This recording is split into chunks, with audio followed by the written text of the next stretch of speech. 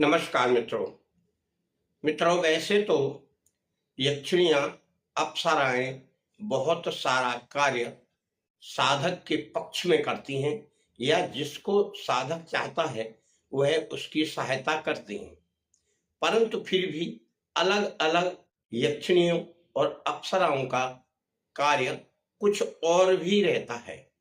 जैसे कोई नृत्य में पारंगत है, कोई सुंदरता में पारंगत है, कोई धन के मामले में पारंगत है और कोई भोजन के मामले में पारंगत है। यानी उनका विशेष कार्य एक स्पेशल रहता है। तो आज हम एक यक्षिणी की साधना इसमें बताएंगे जिसको कहते हैं विभ्रमा। विभ्रमा यक्षिणी भी कुछ ऐसी ही यक्षिणी है। साधना थोड़ी इसकी कठिन है। अगर कोई व्यक्ति किसी के सानिध्य में रहकर या कोई वहां और भी लोग रहते हैं जहां ऐसा शमशान है, यह क्रिया केवल शमशान में कराई जाए तो अति उत्तम रहती है, क्योंकि शमशान में एकांत माना गया है और शांति भी मानी गई है और उसका प्रभाव भी शमशान में ज्यादा पड़ता है। शमशान एक ऐसी जगह है जहां व्यक्ति अंतिम समय में जाता है और लोग फिर दोबारा कभी शमशान में जल्दी नहीं जाया करते। इसलिए इस साधना को कोई साधक अगर करता है तो एक साधक के साथ कोई और भी व्यक्ति रहना चाहिए जिससे उसकी कुछ सहायता वो करे या फिर अपनी पूरी व्यवस्था करके वह जाए। साधना का समय रात्रि का ही है। साधना आप किसी भी शुभ शुक्रवार से, यानी जो सिद्धि योग होता हो या उसमें सिद्धि करना उचित समझा जाता हो, ऐसे समय पर यह साधना शमशान में बैठकर करें। साधारणतया उत्तर दिशा की ओर मुख करें और अगर उत्तर दिशा की ओर शमशान में भूमि में उसमें अस्थियां या मृतक जलाए जाते हों तो उस तरफ आपको मुख करके बैठना है। बैठकर आपको केवल मंत्र जाप करना है। अगर आप फोटो लगाना चाहें तो लगा लें, वरना आप उसका ध्यान करें और मंत्र का जाप करें। मंत्र इसका 2 लाख मंत्र हैं इसके, ज्यादा बड़ा मंत्र नहीं है। आप इसको अंदाजे से रोजाना कितना जाप कर सकते हैं, 30,000, 20,000, 25,000, उस प्रकार से करें। जितना भी समय लगे वह व्यक्ति लगाए। 41 दिन में अगर कोई कर लेता है तो और भी उत्तम है, वरना और समय वह ले सकता है। समय का कोई इसमें प्रतिबंध नहीं है। अगर कोई व्यक्ति जल्दी करना चाहता है तो मंत्रों का ज्यादा जाप करे और कम करना चाहता है तो समय ज्यादा उसमें लगेगा, क्योंकि हर मंत्र में मंत्रों की संख्या पूरी मानी गई है। कुछ कुछ साधनाओं में 1 लाख, 1.25 लाख, 2 लाख मंत्रों का जाप किया जाता है। अगर आप विधि विधान से यानी शांति भाव से इस यक्षिणी की साधना कर लेते हैं तो यह आपको सिद्ध हो सकती है और सिद्ध होकर यह उस साधक को मनमानी इच्छाएं पूर्ति करने का अवसर प्रदान करती है। जैसे मुख्य कार्य इसका है कि यह 50 लोगों के भोजन की व्यवस्था रोज आपके लिए करेगी।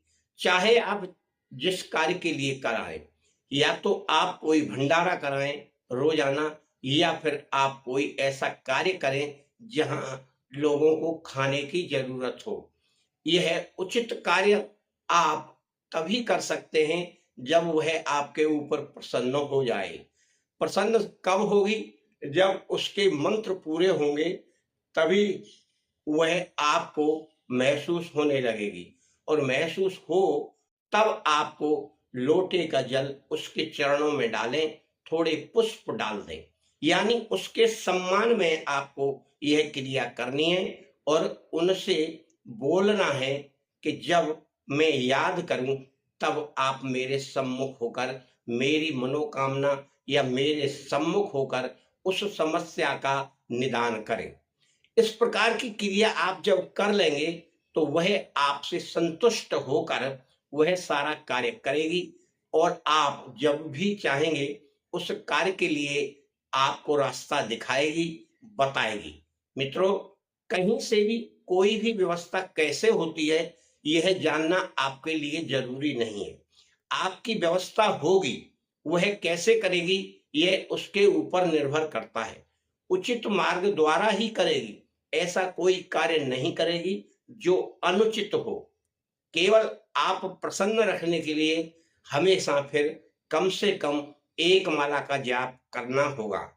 हर साधना में, किसी की भी साधना आप करें, मंत्र सिद्ध करने के बाद या उस देवी अप्सरा या और भी किसी की जिसकी आपने साधना की है उसे सिद्ध कर लेते हैं तो एक मंत्र आप जप करें।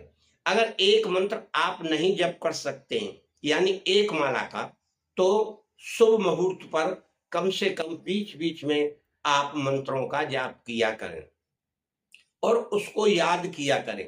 तब आपकी सारी उन समस्याओं को या सारे उन कार्यों को वह संपूर्ण करेगी। और इसका मंत्र है ये, इस मंत्र को इस प्रकार पढ़ना है, ओम ह्रीं विभ्रम रूपे कुरु कुरु अहयहि भगवती स्वाहा। इसी मंत्र का आपको विधिवत तरीके से शमशान भूमि में बैठकर जाप करना है और पूरा 2 लाख का करें। अगर 2 लाख मंत्रों से पहले आपको कोई आभास होता है या कुछ आपको कोई बोलता है तो आपको अपना मंत्र संकल्प लेने के अनुसार पूरे 2 लाख का जाप करना होगा। यानी किसी भी कीमत में जो संकल्प आपने लिया है उससे पहले उसे बंद ना करें, वरना आपका कार्य वह संपूर्ण नहीं कर पाएगी और आपकी इच्छा अनुसार वह आपको दर्शन या सानिध्य प्राप्त नहीं कराएगी। हर साधना का नियम यही होता है, यानी हमने जितने का संकल्प लिया है उतने का संकल्प लेकर हमें यह मंत्र पूरा सिद्ध करना है। आपका और आपके घर परिवार का मंगल हो।